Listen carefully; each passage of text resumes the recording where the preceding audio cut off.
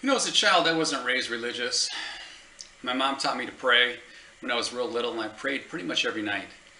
Church maybe 5 times total growing up. As a child, I was sick a lot. In and out of the doctors, the hospital, really bad asthma, hard to breathe, wheezing, x-rayed to death to make sure I didn't have pneumonia, allergic to almost everything, including dust, mold, pollen, peanuts, dogs, cats, you name it. Migraines or my vision, speech were messed up, numbness. My immune system was so bad, I was sick a lot. I had the best mom that took such good care of me and dad. I'll never forget this day, as long as I live. It was a late, warm spring day at my parents' house. I was 15 years old. My mom pleaded with me for days to go to the doctor. I knew I should have gone, but I was just so tired of the doctors. This day was different. I felt way too weak to move, from all the throwing up, the coughing, pounding headache. I remember I was in the family room at my parents' house, lying on the couch, propped up in pillows. I'll never forget the look on my mom's face with fear, and said I looked like death warmed over. She took my temperature, said it was 105. She ran up the stairs to call emergency. Now, I'd been sick a lot, but never felt like I did that day. Suddenly I was overwhelmed by this bright white light, and I've heard other people say they were in a tunnel that died and then came back. Now, I guess it's possible, but all I saw was white. It was all around me. I felt so blissful like never before. This image of what I believed to be Jesus, dressed in this little darker white gown. Picture and gown similar, very similar to this Bible that I have. In this strong, loving, blissful, caring voice saying it's time to go. And I remember feeling joyful, happy, not afraid. I said I can't go, I have to take care of my mom and dad. Now, my parents were much older than other friends' parents. My mom had health issues. I loved them very much. I knew I wanted the chance to take care of them the way they took care of me. Anyway, there was a pause. I was told it's not your time. Not long ago, I saw others who died in the hospital came back, and they were told the exact same words I was. Anyway, I felt better right away. I hurried up the stairs to tell my mom. At first, I thought what happened must have taken some time. My mom was still on the phone with emergency. I told my mom I was better. I remember her feeling my head and saying my temperature had broke. I told her what happened. She cried and said it was a miracle. From that day forward, I said no more was I going to accept health issues. I started reading the Bible much more. My focus was on faith, gratitude, appreciation. I liked a lot of scriptures, a couple of them that I said often. This is the day the Lord has made. Rejoice and be glad in it.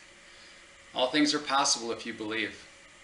I focus more on honoring my temple through health, diet, fitness. Now, I haven't been sick in years, and I have a channel talking about it, Craig's Real Life Changing Health Cures. And I kept my word. I helped my mom take care of my dad with dementia for just over 5 years. I took care of my mom by myself, approximately 6 years with dementia, and she had a stroke. Approximately 4 years of that time intensively. She didn't walk or talk. I turned her every 2 hours, 24/7, along with hand feeding, catheter, you name it, and I did it. It was the hardest thing I've ever did, but it was a blessing. I believe the commandment, honor thy father and mother, along with the rest of the commandments. Looking back, I did not tell a lot of people about my near-death experience. I think I didn't want people to think I was crazy. I learned some time ago, it really doesn't matter much what others think. Only the Lord, and being honest and having integrity. There are a couple other times that come to mind that I felt the Lord's presence.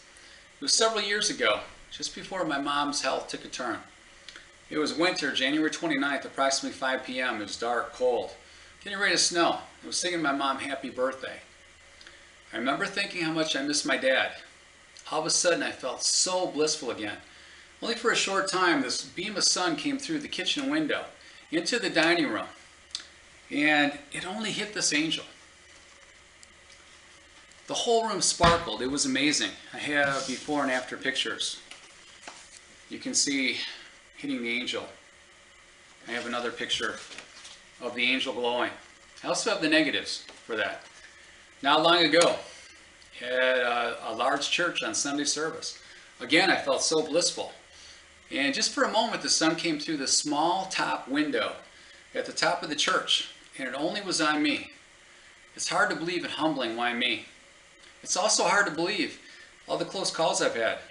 I shouldn't even be here. People are so surprised, and I believe we're here until our purpose is done. The Lord has definitely watched out for me over the years. At age approximately 20, I was hit by a drunk driver while waiting at a light at a busy intersection. Both cars were totaled. I walked away with just whiplash. In my 20s, my dog Sam fell through the ice in the middle of the lake while chasing a swan. I fell in trying to save her. We probably shouldn't have got out that day. There was no one around without the Lord's help. Also in my 20s, I was hit by a young jet skier, full throttle. He didn't even see me. He didn't see me getting out of the water on a slalom ski. I have the video right here that friends and I were taking of each other that day. My sweetheart Laura and I hit black ice, going approximately 75 miles an hour. No snow on the ground. The wind caught us, spun us around a semi-truck, around a car, and right next to the guardrail going straight without a scratch. The dumbest thing I've ever done, and there's been a few, going on almost 20 years ago, after my father passed away. I had a couple of drinks. I wasn't drunk, but just enough to be distracted. Laura, myself, and friends Donna and Diana were on our way to the bar to go dancing. I was singing of all songs Motley Crue's Wild Side to the radio. I turned my head just for a moment to high-five Don in the back. I missed a sharp arrow to the left. Too fast to stop. Right between two trees, we launched 25 to 30 feet, dropped down 8 to 10 feet, right back on the road to the bar. I will never forget Don saying, "Oh my God, we almost just died." It had to be a nervous laugh, but I said, "It's a shortcut. We take this way all the time." Don said, "Really? Let's do that again." Well, we didn't do that again. While in Detroit, I was jumped. I blocked his punch, tore my rotator cuff, and knocked him down.